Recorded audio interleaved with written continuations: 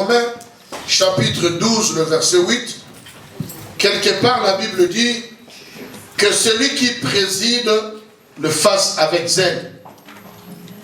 Que celui qui préside le fasse avec zèle. Romains, chapitre 12, verset 8.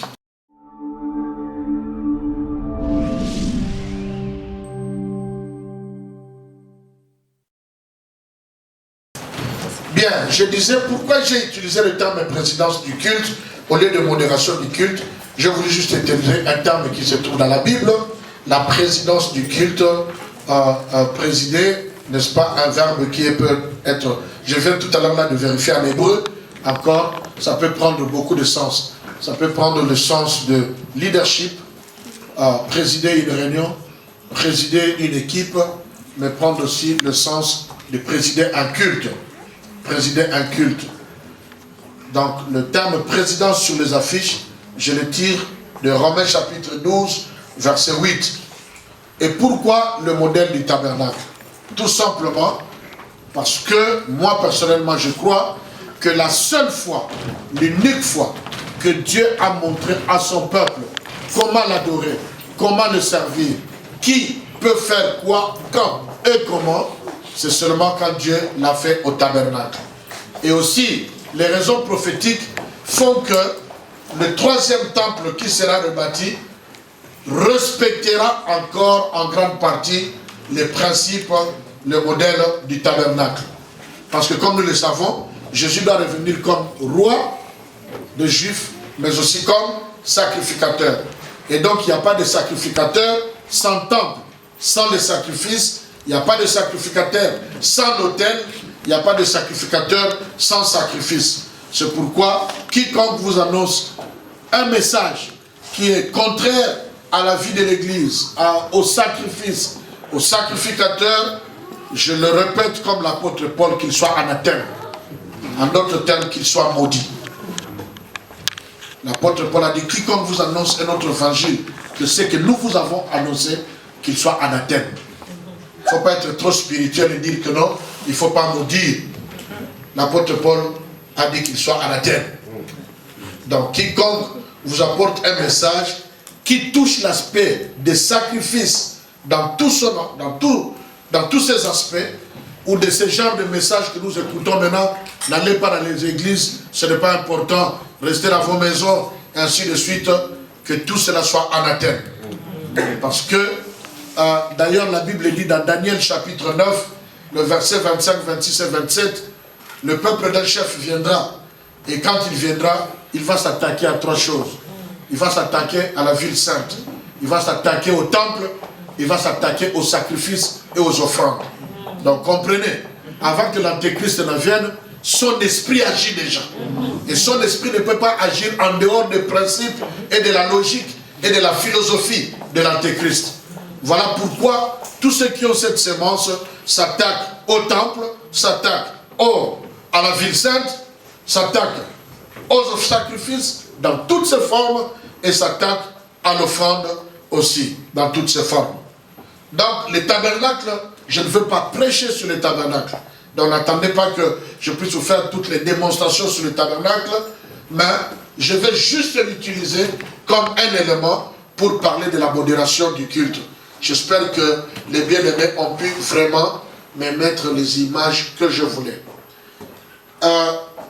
Beaucoup ont déjà vu, beaucoup ont déjà eu beaucoup d'enseignements là-dessus, beaucoup connaissent beaucoup sur ça. Il y a aussi des autres qui ont entendu parler mais qui ne savent pas. Il y en a aussi d'autres qui n'ont jamais entendu parler du tabernacle.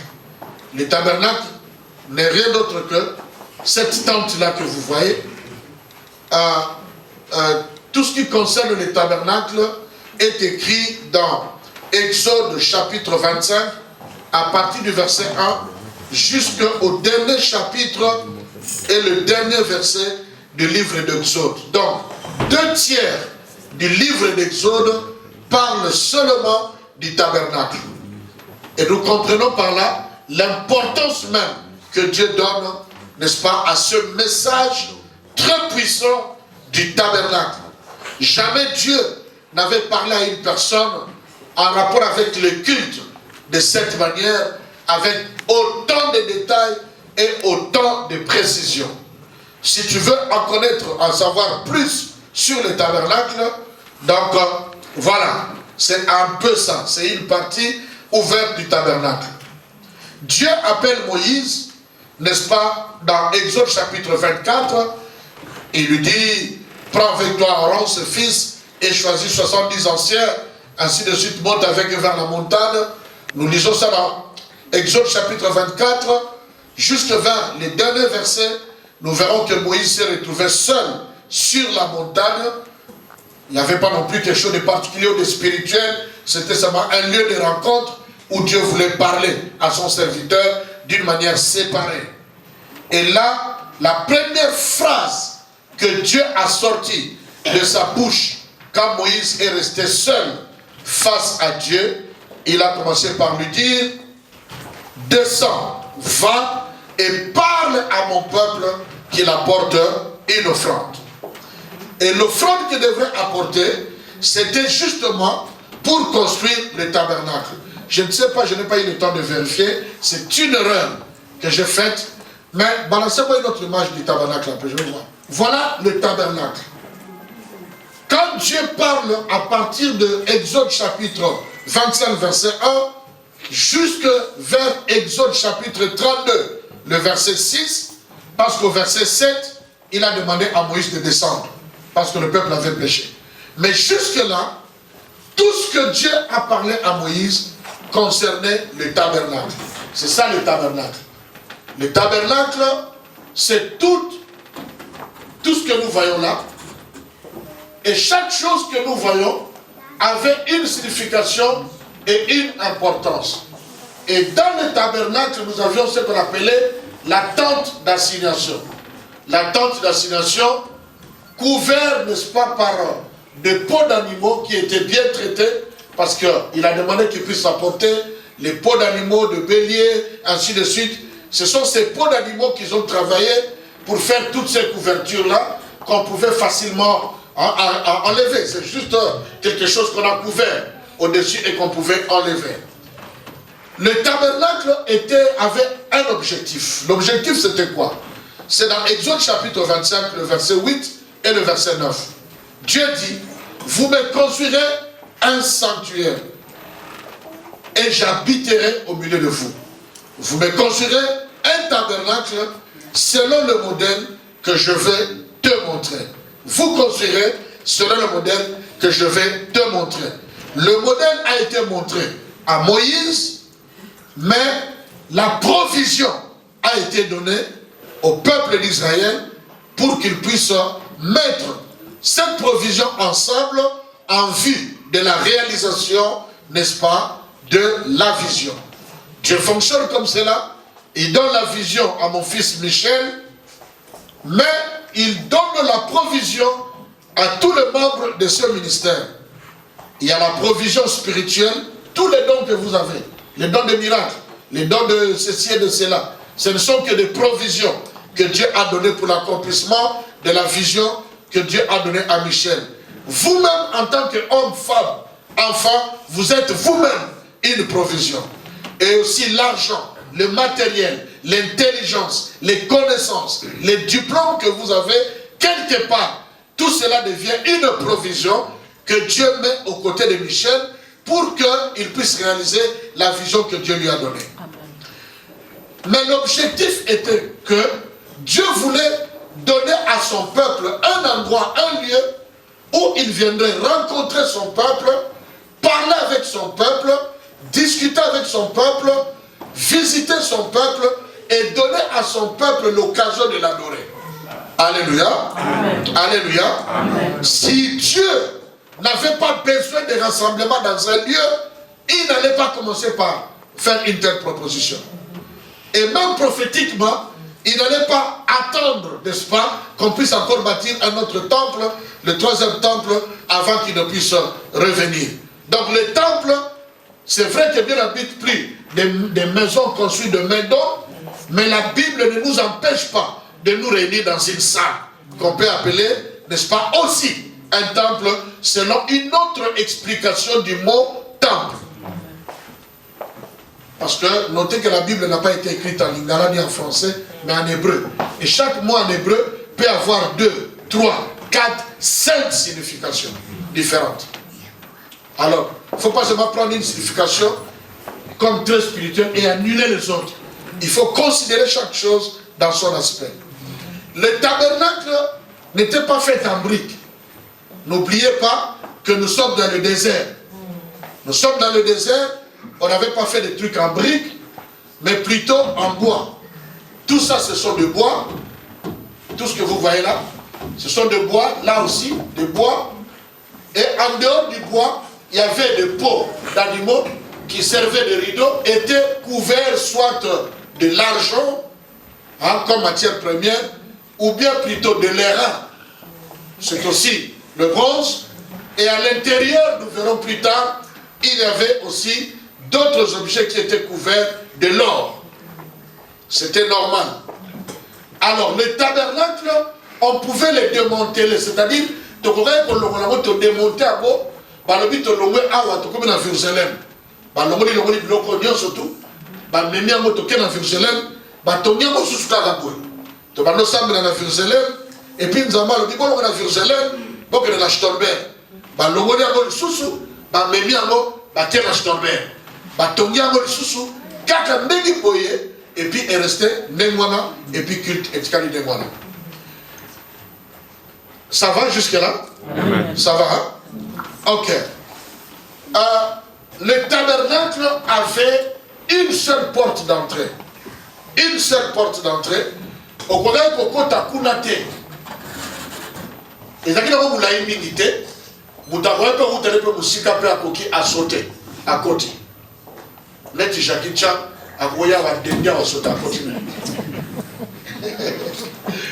Mais il y avait une seule porte d'entrée pour des raisons que nous allons voir dans la christologie moins rapide. Notez, pour ceux qui peuvent noter, s'il n'y a pas avec la lumière, c'est pas. Là, c'était juste piqué en bois. Et tel miwana, environ 5. Et là qui peut retenir. Difficile, hein? Ça va quand même? Wow. Voilà. Il faut éteindre puis après. Voilà. On ne peut pas éteindre ici seulement? Non. Okay. Notez puis après vous allez noter, retenez et puis après vous allez noter. Là c'était un rideau. Le rideau était retenu par quelques colonnes en bois, 5 colonnes en bois. Mais comme je vous disais tout à l'heure, le rideau c'était un message. Pourquoi? Parce que le rideau était en tissu. Et sur ce tissu-là, c'était un tissu léger que n'importe qui pouvait venir, soulever et entrer, sans difficulté. Mais le rideau passait un message. Quel était le message qui était là? C'est que le rideau avait 4 couleurs et avait partout les dessins des rameaux. Les 4 couleurs du rideau, c'est la couleur bleue, la couleur blanche, la couleur rouge et le pourpre. C'était les 4 couleurs. Couleur blanche, bleu ciel, rouge, écarlate et le pourpre. Ces 4 couleurs, si vous faites l'étude du tabernacle, vous retrouverez ces 4 couleurs aussi dans la tenue du souverain sacrificateur et en partie, certaines couleurs, dans la tenue des sacrificateurs et dans la tenue de tous les Lévites. Et ces 4 couleurs, c'était les 4 couleurs principales qu'on retrouve même à l'intérieur, de ce niveau et dans ce niveau-là. Vous lisez ça dans Exode chapitre 28 et le chapitre 29. Vous allez voir la tenue d'Aaron et des sacrificateurs et les couleurs qui étaient marquées là. En dehors de ça, chaque couleur avait une signification. J'entre déjà dans la christologie pour que nous allions vite, pour que nous comprenions et voir comment faire la modération. Parce que notre objectif, ce n'est pas révéler les tabernacles, mais plutôt montrer la modération. Comment faire la présidence du culte. Autrement, la couleur bleue, commençons par la couleur bleue. La couleur bleue, nous commençons par le rouge, pour que nous soyons un peu en ordre. La couleur rouge, c'était la couleur royale. La couleur qui marquait la royauté. Ça signifiait aussi, n'est-ce pas, la couleur, n'est-ce pas, de sacrifice. Et cette couleur donnait un message qui parlait de la royauté de Jésus-Christ. Et la royauté de Jésus-Christ est dépeinte dans l'évangile selon saint Matthieu. Dans l'évangile selon saint Matthieu, quand vous lisez le premier chapitre, on commence par vous détailler la chronologie, la généalogie, n'est-ce pas, de Jésus. Tel avait enfanté tel, tel a engendré tel, tel a engendré tel. Cette généalogie, c'était la généalogie royale pour marquer la royauté de Jésus-Christ. Donc, l'évangile selon saint Matthieu nous parle de Jésus-Christ comme roi. Dans la communication, si tu prêches sur l'évangile selon saint Matthieu, la première chose que tu dois garder dans ta caboche, dans ta tête, c'est que on parle de Jésus comme roi. Jésus parle comme roi, il agit comme roi, il marche comme roi. C'est pourquoi il se permet dans l'évangile selon saint Matthieu certains langages, certaines expressions que tu ne trouveras pas dans l'évangile selon saint Jean. Par exemple, il peut se permettre là-bas dans l'évangile selon saint Matthieu de dire « Je ne peux pas prendre le pain des enfants et de donner aux petits chiens. » Il a dit seulement parce qu'il était dans sa tenue royale. Et en tant que roi, il est d'abord et premièrement le roi des Juifs. C'est la Bible. C'est pourquoi il a dit à cette femme qui venait de Liban, parce que la Phénicie, qu'on appelait la Phénicie autrefois, les villes qu'on appelle la ville de Sidon, la ville de Sérapta, la ville de Tyr, c'était des grandes villes, des villes principales, n'est-ce pas, dans le pays qu'on appelle maintenant le Liban. Donc, ces villes étaient des villes étrangères. C'est pourquoi Jésus, parlant comme roi des Juifs, il va traiter cette femme d'un chien. C'est parce qu'il est là-bas. C'est pourquoi il pouvait dire là-bas que je suis venu chercher les brebis perdues, mais les brebis perdues d'Israël. Parce que ça, c'était la première optique de sa mission sur la terre. Et ce message-là, cet évangile-là, est contenu dans l'évangile selon saint Matthieu, représenté par la couleur rouge, ici, dans le tabernacle. Est-ce que c'est clair? Amen. Merci. La deuxième couleur, c'est la couleur blanche. Matthieu Marc. La couleur blanche, comme nous voyons aussi, tout ça, c'est des tissus de fin lin retors. J'ai toujours blagué en disant, les tissus des enfants de Dieu, c'est le lin. Parce que tout ça, c'était conscient des tissus de lin.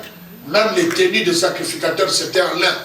Mais le lin, le fin lin, hein, lino de pepito. Donc. Et le vrai lin, c'est toujours en blanc. C'est toujours en blanc. Et voilà, c'est avec ça qu'on a couvert. Mais le blanc signifie la justice. Le blanc signifie la pureté. Le blanc signifie la paix aussi, comme vous voulez. Et, n'est-ce pas, la couleur blanche représente Jésus comme étant le serviteur fidèle qui n'a jamais péché, qui n'a jamais connu ni commis de péché. Il était juste, il était fidèle, mais il était serviteur.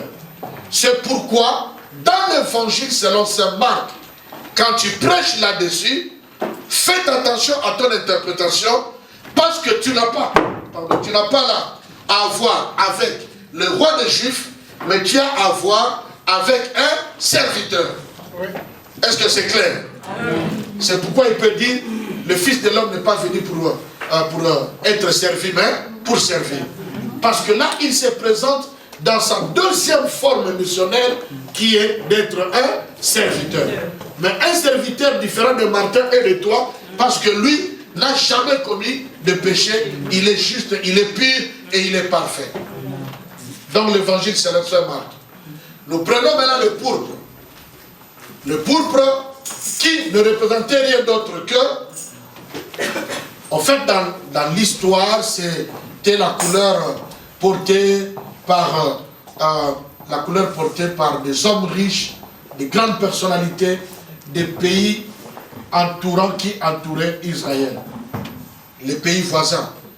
Et dans ce message, on parle de fils de l'homme. Non pas seulement fils de l'homme, mais ça représente Christ comme étant l'homme à 100%. C'est pourquoi l'évangile selon saint Matthieu, Dieu n'a pas permis que cela soit écrit par un apôtre, mais ça a été écrit par un petit à confiance, l'apôtre Paul. Il était médecin, Luc. C'était juste un disciple, il n'est pas un apôtre. Il était petit à confiance, apôtre Paul, et c'est lui qui a eu la grâce d'avoir la révélation de pouvoir, n'est-ce pas, écrire l'évangile selon saint Luc. Vous comprendrez aussi, si tu veux lire des différentes formes de guérison, tu vas les trouver dans l'évangile selon saint Luc. Comprenez-le. C'est parce qu'il était médecin. Si Pierre avait écrit, et quand tu vois Pierre, tu vois les poissons. Parce que si Pierre devait écrire, il vous dira beaucoup de choses autour des poissons. C'est tout ce qu'il connaissait. Mais lui était médecin. En étant médecin, Dieu a permis qu'il puisse parler plus de l'humanité de Jésus.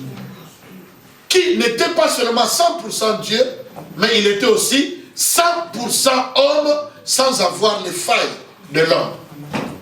Donc, on parle, mon père aime dire un Jésus César. Un Jésus, vous le voyez, il est allé rendre visite à la belle-mère de Pierre. Il est allé manger à la maison de tel. Un Jésus homme, mais 100% homme, c'est dans l'évangile selon saint Luc. Et nous avons la couleur bleue, bleu ciel, c'est la couleur qui symbolise la divinité. Tout ce qui vient d'en haut. Et donc, dans l'évangile selon saint Jean, c'est l'évangile qu'en général les juifs ne comprennent pas et ne supportent pas. Pourquoi? Parce que cet évangile commence brutalement. Il commence par dire, au commencement était la parole était avec Dieu et la parole était Dieu. Ça choque tous les juifs qui n'ont pas eu la grâce, n'est-ce pas, d'être sauvés encore. Je pense qu'on n'est pas pressé de dire qu'ils iront en enfer. Parce que la Bible dit que c'est Dieu lui-même qui les a frappés d'assoupissement, d'aveuglement et d'endurcissement. Selon Romains 11, juste pour que toi et moi, nous puissions être sauvés et trouver une place. Mais à la fin, il va sauver tout Israël. Donc ne sois pas pressé dans tes jugements, bien-aimés. Alors, voilà comment, dans l'évangile selon saint Jean, il se présente comme Dieu. Au commencement était la parole était avec Dieu et la parole était Dieu. Tout a été créé par elle, tout ce que vous lisez là. Et nous avons contemplé, verset 14, nous avons contemplé sa gloire comme la gloire du Fils unique venu du Père. Mais c'était la gloire de Dieu. C'est pourquoi vous verrez dans l'évangile selon saint Jean, Jésus s'est dévoilé. Il n'a pas peur, il n'a pas honte. Pour lui, ce n'est pas de l'orgueil. Il se dévoile. Il vous dit, je suis le pain de vie. Il vous dit, je suis l'eau de vie. Il dit, je suis le bon berger. La femme dit, on nous avait dit qu'un prophète viendrait. Et Jésus dit, je le suis, moi qui te parle. Philippe lui pose la question, mais depuis longtemps tu nous parles du Père. Montre-nous le Père, cela nous suffit. Et il dit, mais depuis longtemps je suis avec vous, vous ne me connaissez pas. En d'autres termes, le Père que vous cherchez là, c'est moi. Il ne se cache plus, il se révèle. Parce que Jésus est 100% Dieu, Jésus est 100% homme. Je peux continuer? Ok. J'ai expliqué les 4 aspects là parce que c'est important. Pour la prière et pour la modération. Quiconque venait ici, je ne fais pas encore la différence entre les lévites, les sacrificateurs, les souverains sacrificateurs, je parle d'une manière générale. Quiconque venait ici, d'abord ne devrait pas venir les mains vides. C'est pourquoi la Bible dit, on ne vient pas à la maison de l'Éternel les mains vides. Quiconque venait ici devrait se faire accompagner d'une offrande. Une offrande selon les principes bibliques. ne doit pas avoir de tâches, ne doit pas avoir de défauts. Quand ça arrive ici, le service de protocole, il n'était pas question des hommes et des femmes gentils, mais plutôt de ceux qui connaissaient la loi, pour vérifier si l'offrande était bonne. Et quand l'offrande est bonne, tu entres et tu trouves ici, à ce niveau, ce qu'on appelle l'autel des holocaustes. C'était fait en bois d'acacia et au-dessus, on a mis quelque chose en forme de mbaboula. Voilà. Hein, vous connaissez le mbaboula? Pour la toute Afrique. Hein? Là, on fait les grilles.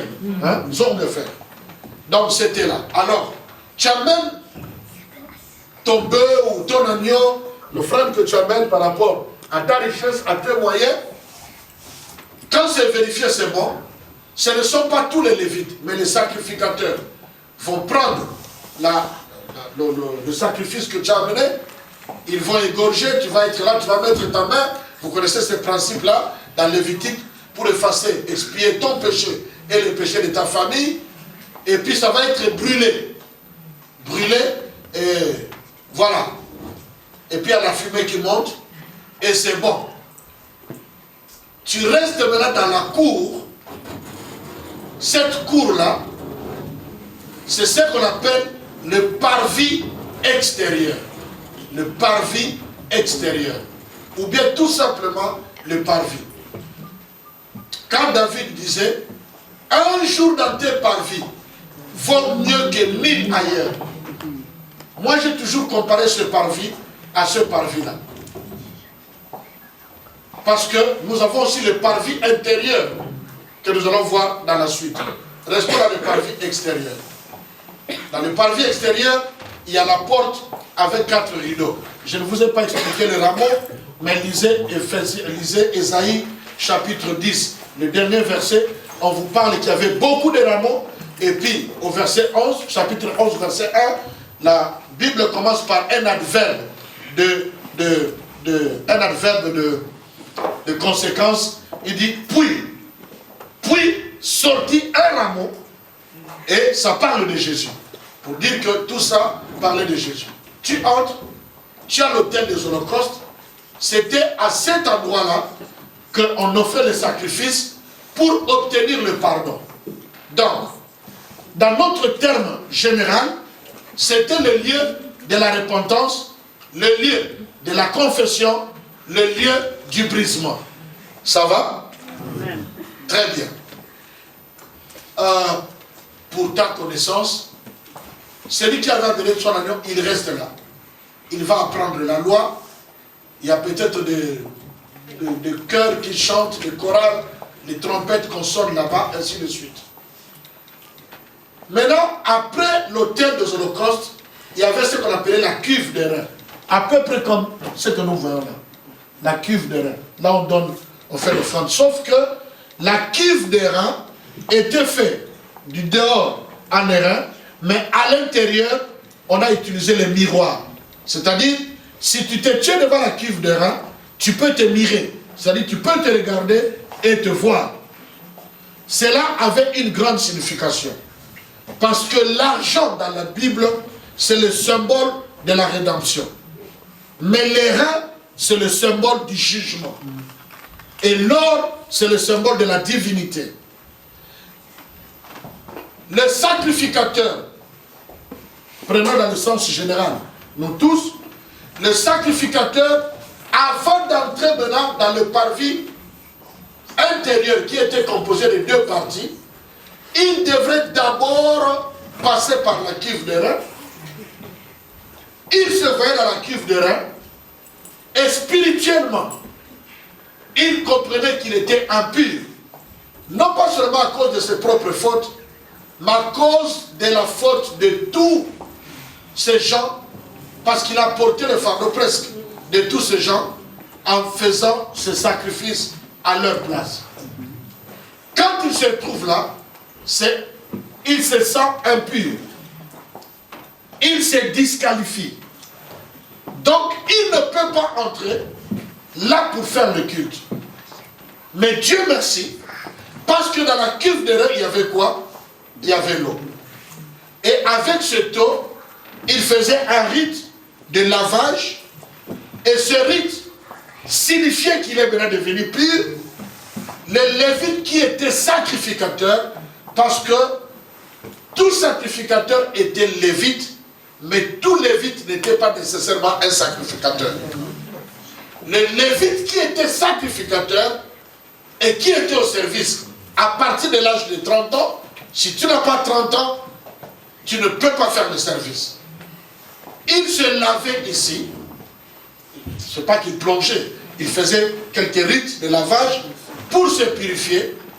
Il était compris qu'il était riche, pur, et il pouvait maintenant entrer en passant ce rideau, et il entre dans le parvis intérieur.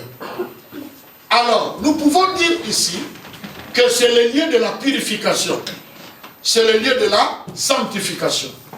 Mais j'aimerais que tu puisses noter, dans ma compréhension du culte du tabernacle, le culte ne se passait pas ici.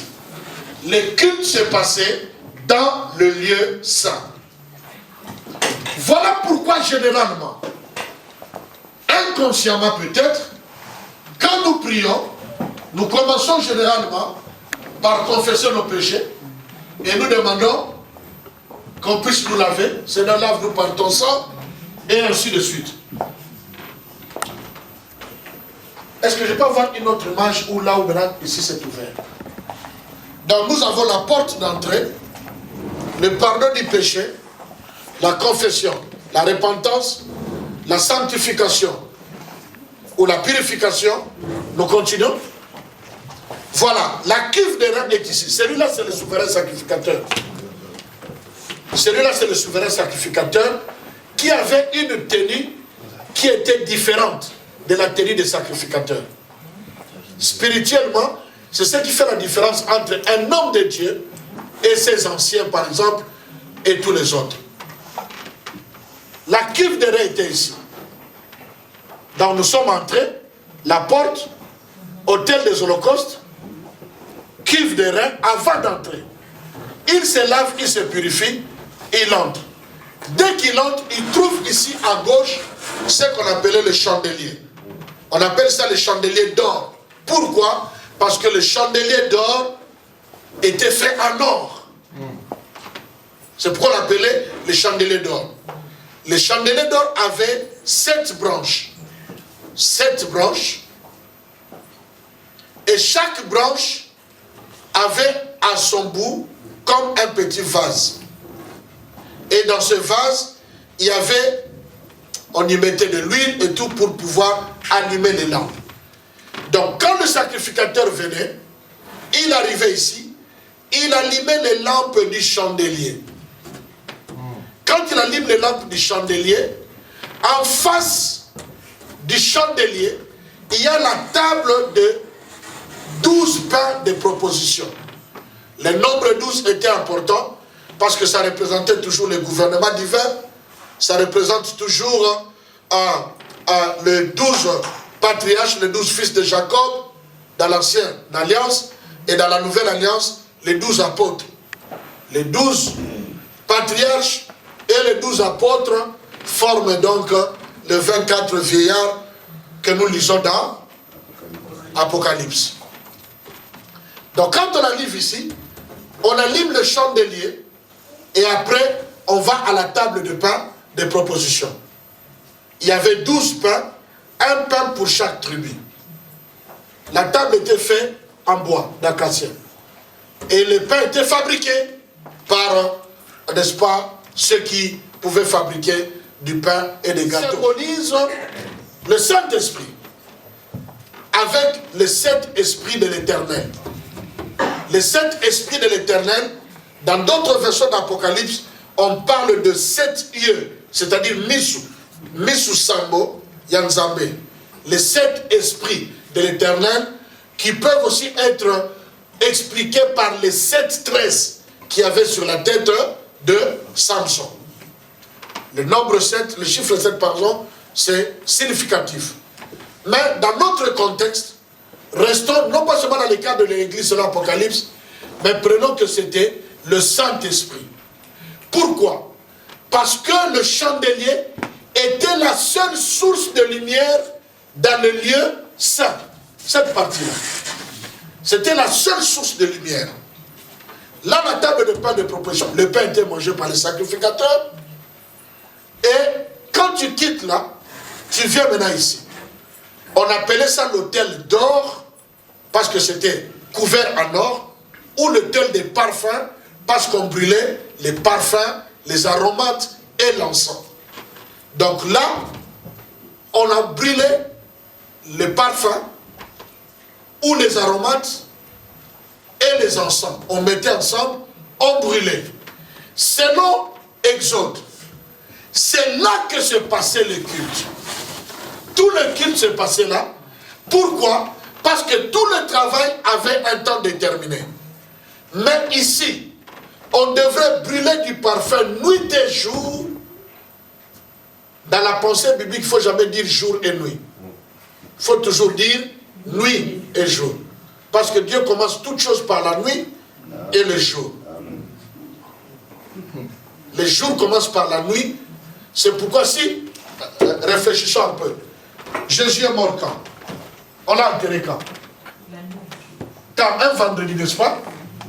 Vendredi soir.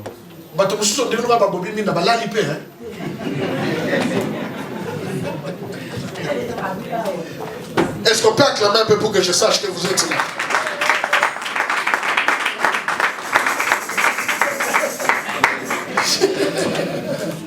Jésus est mort le vendredi, n'est-ce pas?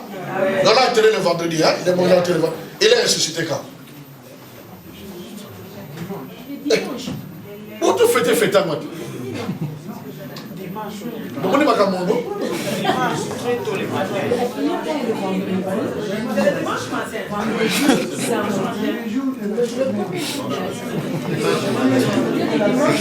jour de la semaine, les dimanche.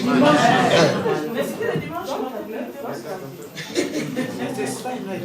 Très tôt le matin, on ne peut pas.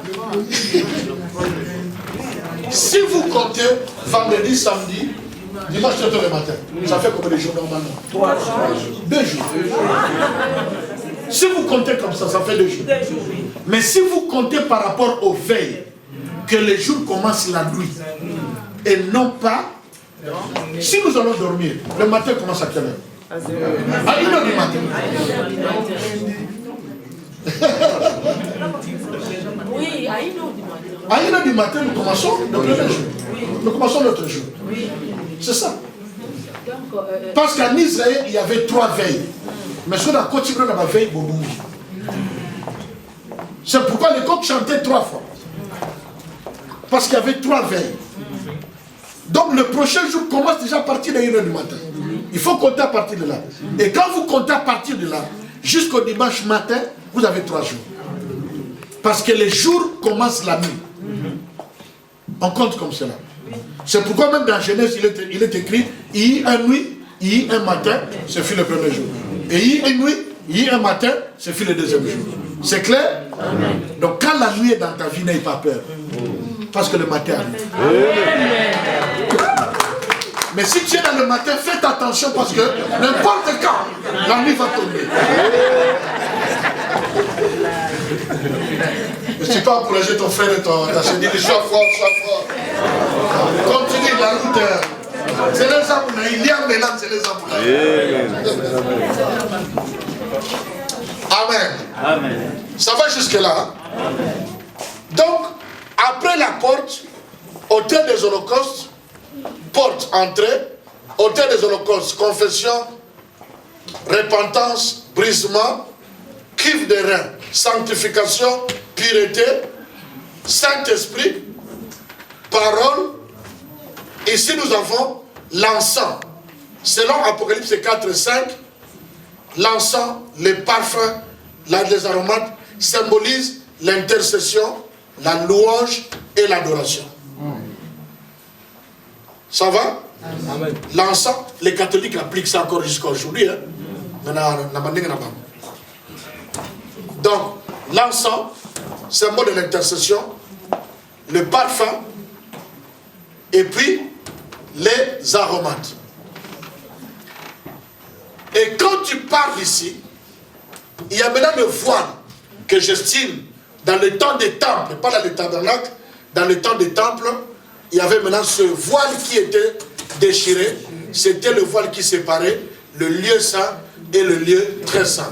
Parce que dans le lieu très saint, même les fils d'Aaron n'entraient pas là-bas. Parce que pour entrer là-bas, il fallait avoir cette tenue. Pour avoir cette tenue, il faut attendre que Aaron puisse mourir. Mais je dis vrai ou faux? Ok. Maintenant, j'aimerais choquer peut-être quelques personnes. Pas choquer, mais vous donner la lumière. Je ne connais pas toute la Bible. Et je ne connais pas tous les versets par cœur. Mais de tous les versets et de tous les passages que je connais dans la Bible, Dieu n'a jamais rejeté un sacrificateur. Si tu connais un verset, tu peux m'aider, ça va m'aider aussi. Mais de tout ce que je connais jusqu'à aujourd'hui, il peut frapper, mais n'a jamais rejeté. La seule personne que Dieu a rejetée n'était pas sacrificateur, c'était un roi. C'était ça. Pour un sacrificateur, quand Dieu ne veut plus de toi, la dernière des choses qu'il puisse faire, c'est mettre fin à ta vie. Mais rejeter, je n'ai pas vu. Sinon, ça va contredire Romains, chapitre 11, verset 29, où la Bible dit, les dons et les appels de Dieu sont un longolama. Amen. Maintenant, ça m'étonne. Hein? Parfois, les gens disent, Dieu l'a rejeté. Dieu a rejeté. Celui-là, Dieu l'a rejeté. On dirait que ma camarade dans Zambie, ma femme, ma coopérée, ma destinée m'a rejeté. C'est pourquoi je disais, si tu vas avoir cette tenue, attends qu'il meure. Et s'il meurt à l'intérieur ici, là, s'il meurt là-bas,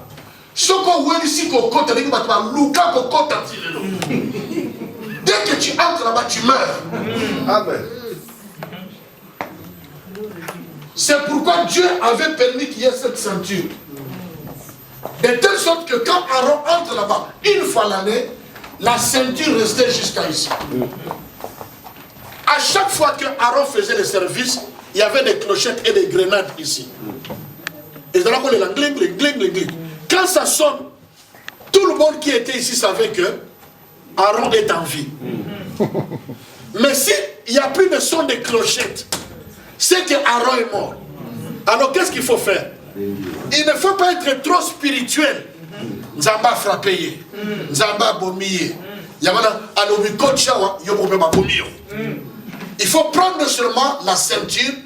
Bobendi Aaron alobona bimiti kotoyo. Bobimisi eti libanda. On va faire le service qui était organisé.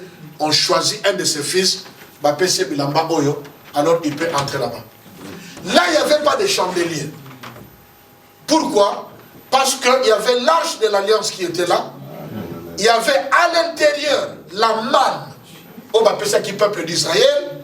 Il y avait les deux tables de la loi. Oh, Maurice a boakaki pasukaki. Et c'est là qu'il y a quatre arches de l'alliance. Puis il y a quatre qui a bâton et Aaron. Vous vous souvenez?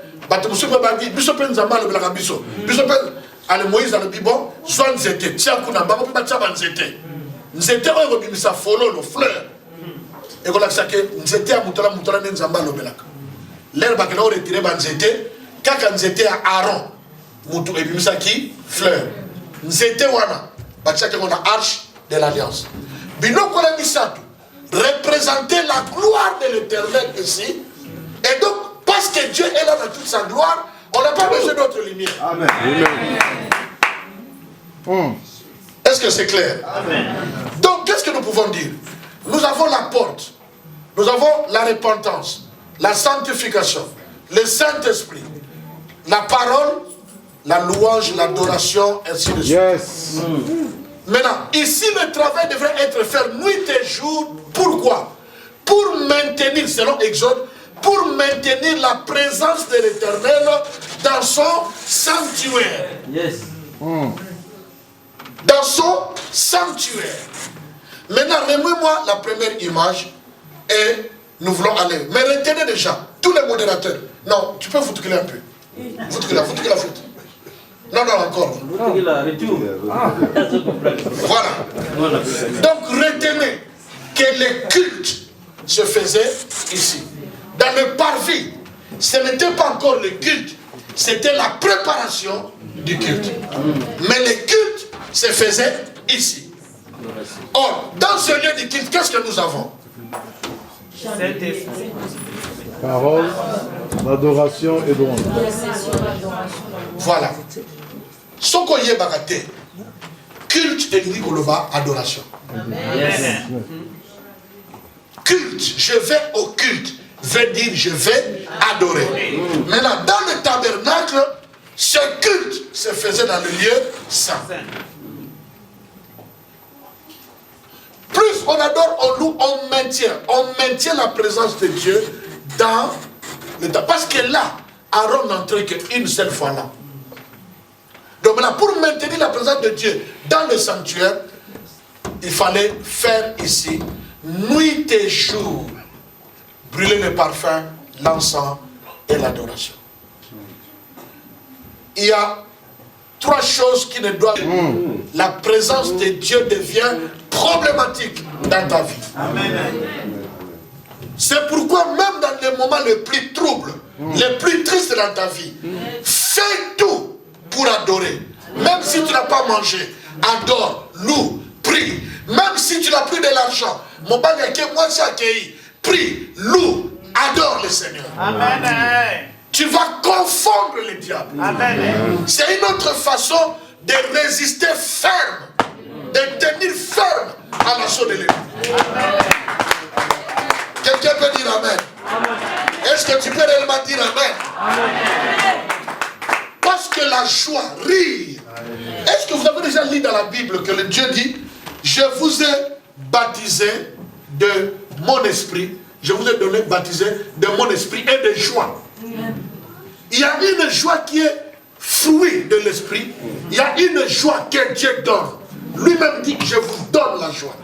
C'est pourquoi Sarah n'avait pas accepté, n'est-ce pas, que Ismaël puisse rire. Vous ne pouvez pas. Le jour, ils étaient calmes dans la maison. Mais le jour où Ismaël avait ri, problème est là. Sarah a dit à Abraham, tu vas chasser cet enfant et sa maman. Abraham a dit, pourquoi? Alobi, quoi c'est kaki? Vous comprenez? Amen. Le rire est lié à l'héritage. Il dit ceci, il ne peut pas rire parce qu'il ne peut pas hériter. Je vais te dire la vérité. Tout ce que le diable crée dans ta vie, c'est pour t'empêcher de rire. Amen. Parce que le plus beau et le plus gros cadeau que Dieu a donné à l'homme, c'est le rire. Amen. Abraham n'avait pas d'enfant, Sarah n'avait pas d'enfant. Il pleurait dans la maison. Et Dieu a donné Isaac. Isaac signifie quoi? Rire. Or, Isaac n'était qu'un type de Christ. Donc, Isaac n'était pas le véritable rire. Le véritable rire, c'était Jésus. C'est pourquoi moi, dans mon évangile, le premier miracle que Jésus a fait, ce n'est pas changer l'eau en vin. Il a fait rire une femme et son enfant dans le ventre. Élisabeth va, et Marie va rendre visite à Marie. La Bible dit, Marie a ouvert sa bouche. Quand elle a ouvert sa bouche, elle a dit, je vous salue Élisabeth. La Bible dit, dans ma version, la Bible dit, quand Élisabeth entendit la voix de la salutation, pas quand elle a entendu la voix de Marie, mais quand elle a entendu la voix de la salutation, elle tressaillit de joie. Naïe. Amen. Pour dire que la joie est venue au monde. Et le diable peut créer tout simple pour que tu ne ris plus. Parce que le rire c'est pour les héritiers. Et vous êtes les héritiers.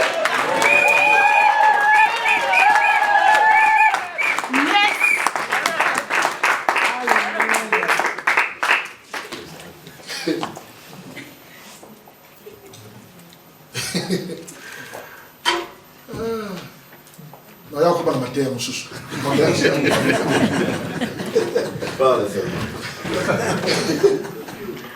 Maintenant, reviens sur la première image. Très bien. Ils sont morts. Voilà. Maintenant, vous avez compris ce qu'il y a là-dedans. La première partie ici, sur le côté, à gauche, il y a quoi? Les chandeliers. Très bien. À droite. Et moi, je niveau sur là. Si je suis au rideau, sur le côté, là, c'est que les hommes là. Au côté, il y a lieu, très simple. Ok. Sikoyo, le président du culte.